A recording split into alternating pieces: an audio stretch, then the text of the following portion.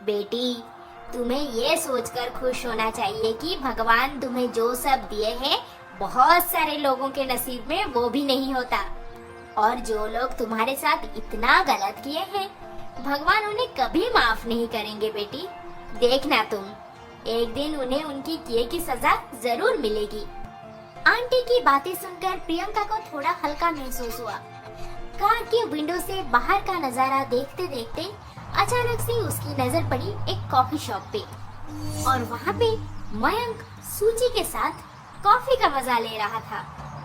मयंक, पूरे 1 साल के बाद मैं आज मयंक को देखी, पर वो सूची के साथ। हाँ, अब तो वो दोनों आराम से अपना घर बसा चुके होंगे। खैर, मुझे उनके बारे में अब सोचना नहीं चाहिए। ओहो मयंक, इतनी जल्द भी क्या है? और कुछ ही दिन की तो बात है। पहले मेरा प्रमोशन हो जाए, उसके बाद मैं शादी वादी का सोचूंगी। और ऊपर से तुम्हारी बहन भी तो घर पे बैठी हुई है, पहले उसकी शादी हो जाए तो बेटर होगा। सूची, मैं सब समझ रहा हूँ कि तुम जानबूझकर इधर उधर का बहाना देकर हमारी शादी टालती ही जा रही हो। सच क्यों नहीं बोल देती कि तुम मुझसे अब प्यार नहीं करती, मेरे साथ रहना ही नहीं चाहती? See Mayank, if you don't mind, मेरे दिमाग में कुछ कंफ्यूजन्स है, जिसकी वजह से मैं हमेशा ही शादी की बात सुनकर पीछे हट जाती हूँ। You know. कंफ्यूजन? कैसा कंफ्यूजन? बताओ सूची। एक्चुअली मयंक, तुम जिस तरीके से अपनी बीवी को घर से धक्का मार के निकाल दिए, उसके बाद मैं थोड़ा डर गई हूँ। अगर तुम मुझे भी शादी के बाद। सूची, तुम सूची हो, वो बदसूरत प्रियंका नहीं। मैं तो उससे कभी भी प्यार नहीं करता था, फिर कैसे रहने देता उसे मेरे घर में? अच्छा वो सब छोड़ो, अब तुम ही बताओ, मैं ऐसा क्या करूं जो तुम्हें मुझ पे भरोसा आएगा? हाँ, सही बात है। शादी के लिए एक दूसरे को भरोसा करना बहुत जरूरी है। अगर तुम्हारा घर मेरे नाम पे कर दोगे, तब मुझे यकीन हो जाएगा कि शादी के बाद तुम मुझे कभी भी उस घर से धक्का मार के नहीं निकालोगे। घर? पर मम्मी पापा? ओहो, मैं तुम्हारे मम्मी पापा को घर से निकालने नहीं बोली, बस इतना बोला कि मेरे नाम पे कर दोगे तो मुझे यकीन हो जाएगा। That's it।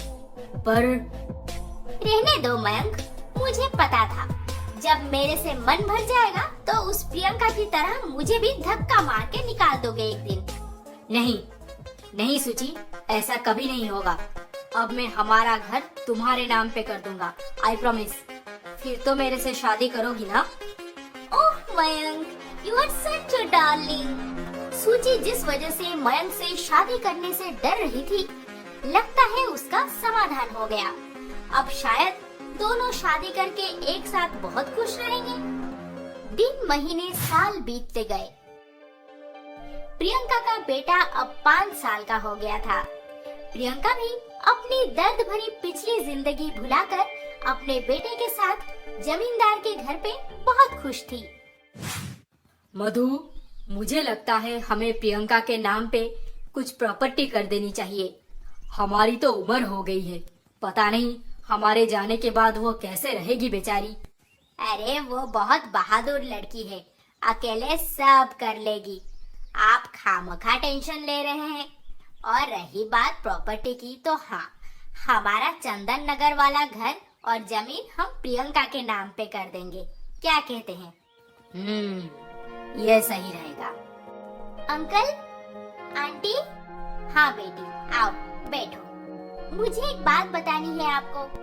एक्चुअली मैंने 4-5 कंपनियों में जॉब के लिए अप्लाई किया था, तो उन्होंने मुझे इंटरव्यू के लिए कल बुलाए हैं। नौकरी?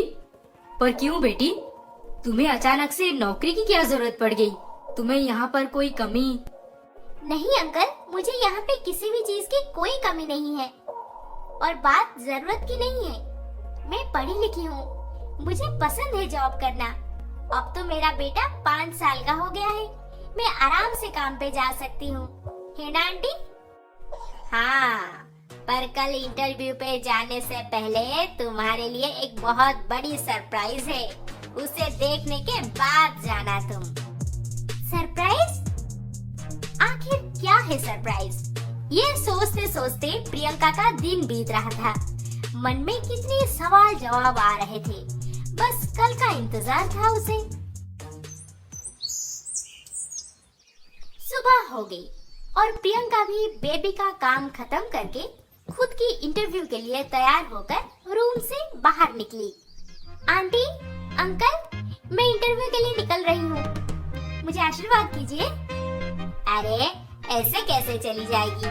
तेरे लिए जो सरप्राइज है उसे तो देख के जा। आखिर वो सरप्राइज क्या है आंटी? कल से आप पहेलियां बुझा रहे हैं। प्रियंका, पायल, ओह माय गॉड, तू कब आई? मुझे पता भी नहीं चला। है ना? अच्छा बोल, सरप्राइज कैसा लगा? तुझे देखकर मैं आज बहुत खुश हूँ। दो बेस्ट फ्रेंड्स इतने सालों के बाद मिलके बहुत खुश थे। फिर पायल, मुझे माफ कर दे प्रियंका, मैंने तेरा लाइफ बर्बाद कर दिया। मेरे मम्मी पापा तेरे लिए जितना भी कुछ कर ले, फिर भी हम सब तेरे गुनहगार हैं। नहीं, ये सब मेरा नसीब है। अच्छा वो सब छोड़, मुझे इंटरव्यू के लिए देर हो रही है, अब मैं निकलती हूँ, शाम को खूब बातें करेंगे। अब तुझे इंटरव्यू के लिए जाने की कोई जरूरत नहीं।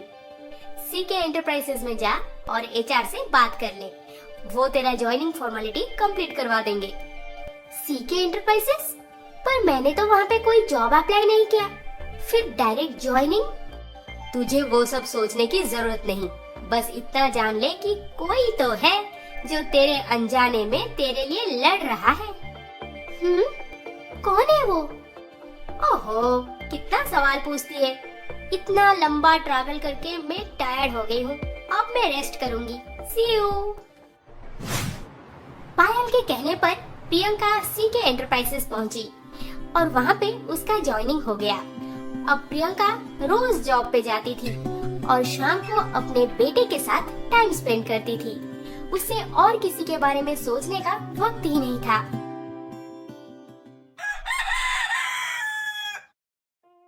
कितने धोखेबाज हैं वो लोग, एक बार भी पूछने नहीं आए कि मैं जिंदा हूँ या मर गई। और मयंक, वो तो अपने बच्चे के बारे में भी नहीं सोचे। हाँ, अब तो उस सूची के साथ उनका भी बच्चा हो गया होगा, फिर वो मेरे बच्चे के बारे में क्यों पूछेंगे? मम्मा। हाँ सागर, बोलो। आज संडे है, आप ऑफिस के काम में हमेशा बिजी रहते हो, आज मैं आपको घुमाने लेके जाऊंगा। ओह अच्छा, वैसे आप मुझे कहाँ लेकर जाएंगे? सरप्राइज। अरे इस घर में हर कोई मुझे सरप्राइज ही देता है। ठीक है बेटा, जरूर चलेंगे। इसके आगे क्या होने वाला है, ये जानने के लिए हमारा अगला एपिसोड देखना ना भूलें।